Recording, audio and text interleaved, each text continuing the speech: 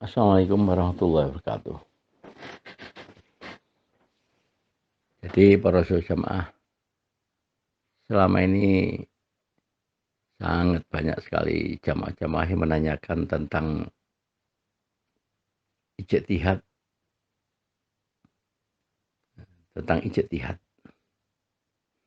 Jadi ijtihad itu ada dua. Nah, ini harus kita bisa memilah-milah.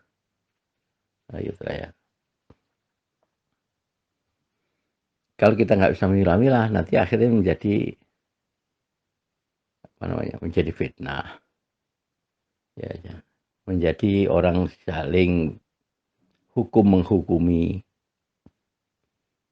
Sedang kita nggak paham, belum paham tentang masalah hukum. Nah, jadi maka itu kita harus hati-hati, karena ini banyak kejadian di dalam jamaah saling memfitnah.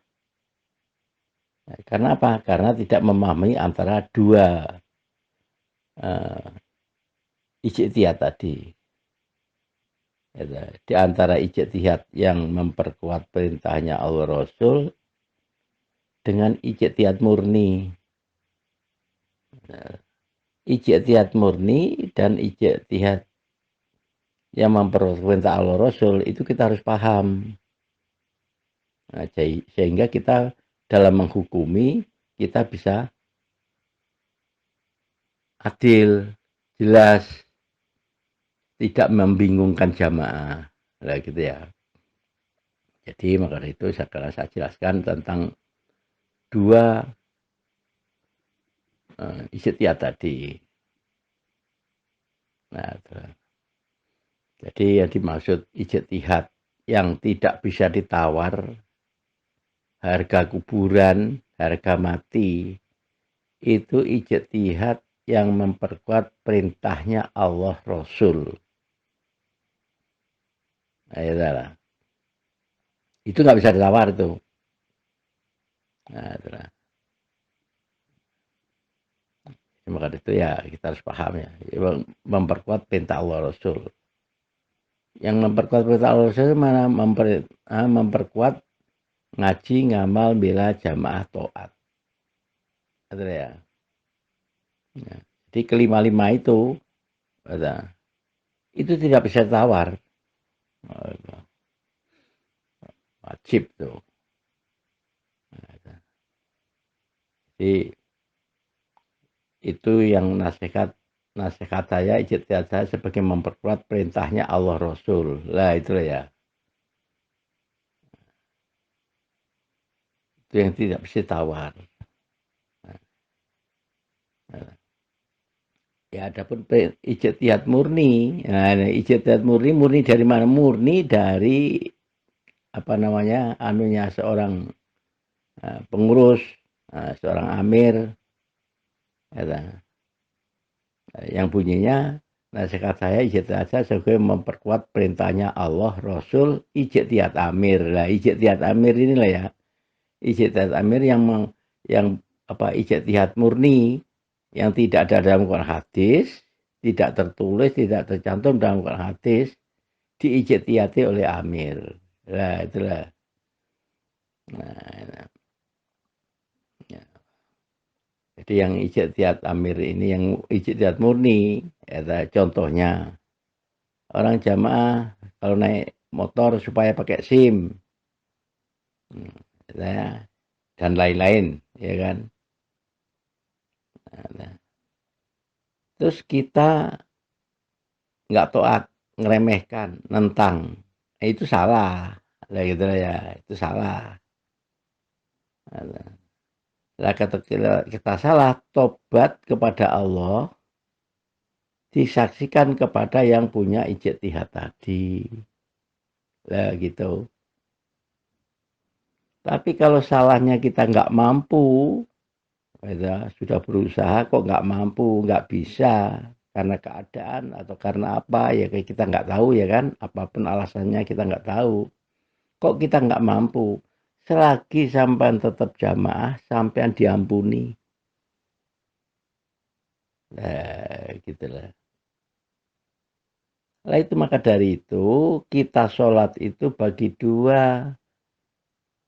Ya, sholat itu bagi dua. Yang memuji untuk Allah, yang meminta untuk kita. Gitulah. Nah, dalam sholat tadi kan kita minta ampun. Robi firli, ampunilah saya. Ya, begitu nanti coba kita hitung berapa kali kita dalam sehari semalam kita tobat, ya kan? Berapa kali coba, sama hitung sendiri. Belum sholat sunnah lagi, minta ampun lagi, ya kan? Begitu ketemu saudaranya kita salaman, itu minta ampun lagi, alhamdulillah, astagfirullah, ya kan? Nah, gitu. Bangun tidur, mau tidur, selalu kita minta ampun. Jadi taubat itu pekerjaannya orang iman, taubat itu amal soleh. Nah, orang kalau nggak pernah taubat berarti nggak pernah sholat. Nah, gitu. Jadi sholat itu kita taubat kepada Allah, minta ampun kepada Allah, ya kan?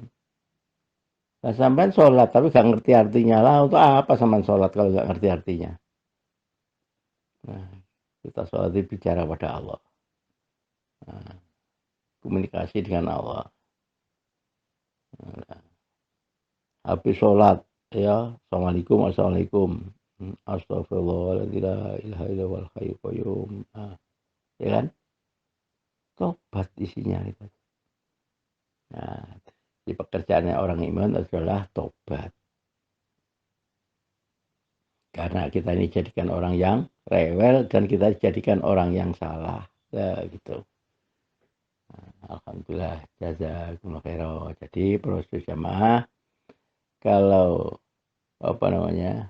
Kalau ijtihad memperhatikan Allah Rasul dan ijtihad murni ini sampai supaya bisa membedakan. Ya kan? Kalau kita sebagai pengurus, kita ini ngeramut jamaah supaya bisa membedakan antara dua tadi. Ijtihad apa? Kapan, bagaimana, di mana itu ijtihad. Nah, gitu. Sampai ada yang mengatakan, ya kan? Nah, katanya mengatakan orang pusat, dia akhirnya apa namanya mempercayai, ya akhirnya dia terus akhirnya mengidolakan kata-kata tersebut, ya kan? Orang jamaah tabrakan mati nggak pakai SIM itu farqol jamaah, ya kan? Nggak usah disolati. Ini hukum apa? Wong ijtihad atau dijadikan hukum. Nah, gitu loh. Selama ini kan gitu kita. Ini udah kita berantas ini. Kalau ada orang nasihat mengatakan demikian itu goblok namanya tuh. Nah, nah, jadi karena apa? Ini hukum jahiliyah. Nah, orang yang farqol jamaah itu adalah orang yang tidak bisa menetapi ngaji, ngamal, bila jamaah, to'at. Ini ngajak jahiliyah. Sak jengkal satu tuh sampai nggak bisa mengamalkan salah satunya itu jahiliyah sampean. Nggak bisa mengamalkan salah satunya kalau sudah jamaah. Kita sibri ini sak jengkal itu maksudnya dari 5 perkara tadi. Nah, gitulah ya. Nah, ini saya sampaikan karena apa? Karena ini nasihat Pak Jun Hasan, bukan nasihat saya. Penjelasan setiap ada nasihat, setiap beliau nasihat ada asrama dan sebagainya, beliau sampaikan ini. Nah, itu masalah hukum. Nah, dia mengatakan jamaah diperintahkan naik nanam jarak turi besaran asem. Kalau nggak toat itu farqo jamaah. Lo ini dari mana sampai mangkulnya ini? Nah, itulah ya. Nah, jarak besaran asem itu di dalam hadis Ma min muslimin yaghrisu ghursan au uzaran fataquluhu minhu tairun au baimatun ila kanat lau sedaqah. Wong anjuran kok sama jadian hukum. Lah gitu loh. Lah sunnah itu dikerjakan dapat pahala, tidak dikerjakan tidak dosa. Loh, sampean bagaimana toh? Kok gak ngerti itu? Lah gitu loh bersama ya. Jadi itu harus hati-hati kita. Nah, saya ngomong keras atau anu kayak gini, maksud saya sayang ke sampean-sampean ini. Nah, supaya nanti kalau mati sama masuk surga. Kalau enggak, sampean mamin muslimin ya mamin muslimin mamin amirin yali amul muslimin sumalam ya citaid wayan sohlam ya takul ma'um jannah. Tidak bisa masuk surga beserta royahnya. Loh, kan rugi sampean. Karena hukumi orang tadi. Gak bisa masuk surga sampean. Lah, gitu ya. Alhamdulillah, jazakumullah khairan. Sekian dulu. Kalau kurang jelas, telepon. Ya, nomor saya kan udah ada itu.